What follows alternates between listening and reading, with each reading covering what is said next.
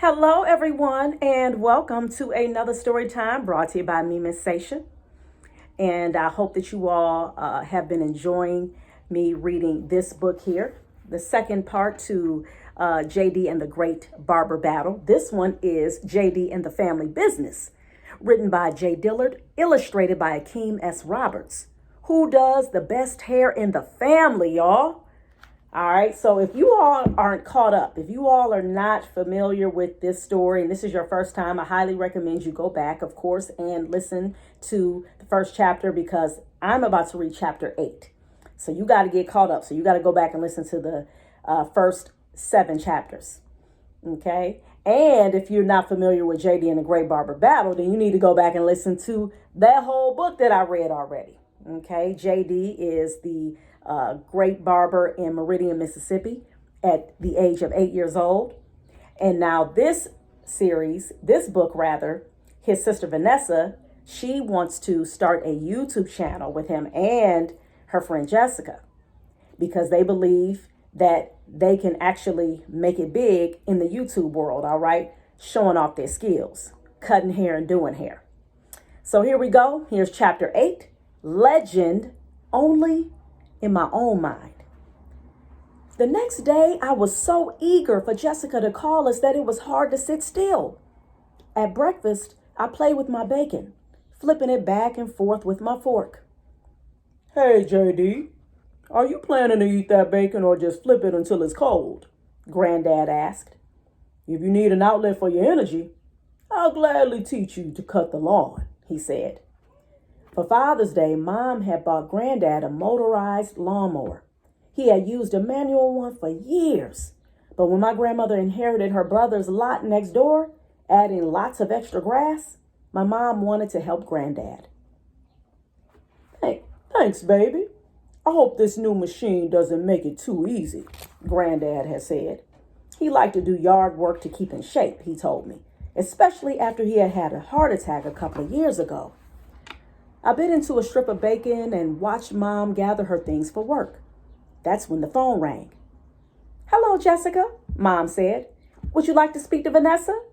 Mom handed the old cord phone to Vanessa. The cord was so long that Vanessa could sit in the living room to take her calls. One night, I almost tripped over it on my way to the bathroom when Vanessa stayed up past bedtime. "Really? It's already done?" I heard Vanessa say. "That's great." When she hung up, Vanessa told me my video from yesterday was live on YouTube. We still had to do our morning homework, but Vanessa said we could sneak on the computer when Granddad went to drop off Mom at work.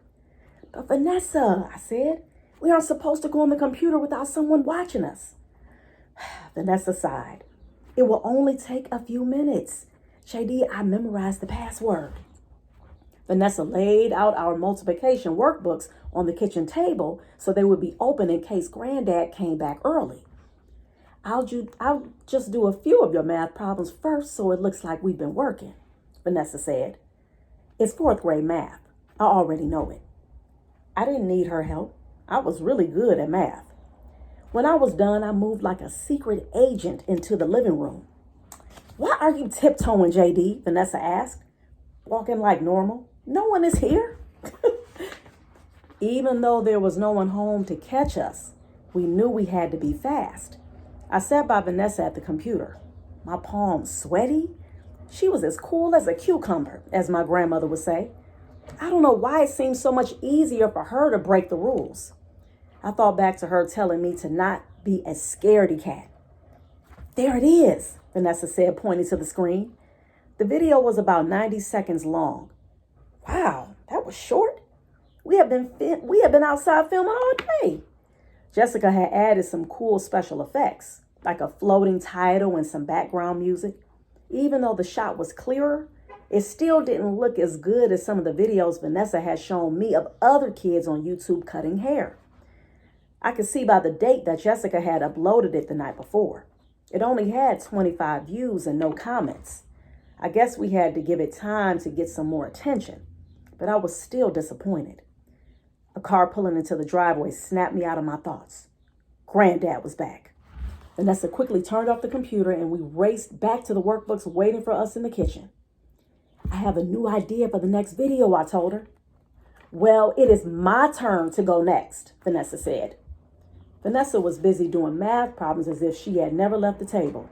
Even though I knew it would bug her, I put my hand on her page so she'd look up and see that I was serious. That's part of the problem, I said. Vanessa looked both surprised and annoyed at the same time. We need to do something really different, I said. Like what? Vanessa asked. We need to do something together at the same time, like Chloe times Hallie. They made a YouTube channel singing songs and now they're famous. Jordan showed me their first real video because his brother Nigel helped them film it when he was in college in Atlanta. Vanessa smiled from ear to ear. I knew she liked Chloe times Hallie. I think Nigel still has some camera equipment in his own room, I said. I bet Jordan would let us use it. He likes directing. Wow, really? Vanessa said. If that's true, we just need to think of a really, really good idea for the next video. I was excited. Vanessa was excited. Now it was time to get Jordan excited to use a piece of equipment that didn't belong to him and that I had already promised we could get. Ha! Y'all, oh my goodness, man. These two, oh my goodness. It just trips my head out. And then I just be tripping on the fact how Vanessa is just so cool. And JD is like, oh my God, like, oh man. How many of you all can relate? Which one of you all out there have been the ones when it came to sneaking? Because, hey, listen, I admit I did some sneaking back in the day. All right. How many of you all were either like JD, the scaredy cat, or like Vanessa? Man, it's a breeze. Well, we are going to find out in the next chapter if they are going to be successful with using that camera equipment that JD said that Jordan could possibly allow them to use. I'm so proud of them, though. This book, I really am feeling this because I just love the entrepreneurial spirit that they have. And since we're about to move into the summertime, I hope you all out there are thinking about ways in which you can be empowered and so that you all can be able to make some money this summer as well. Remember, you all can sell water, popsicles, pop, juice, chips, okay? Some candy. I know I'm saying a lot of unhealthy stuff, but I am saying the stuff I know people, y'all young folks like to buy.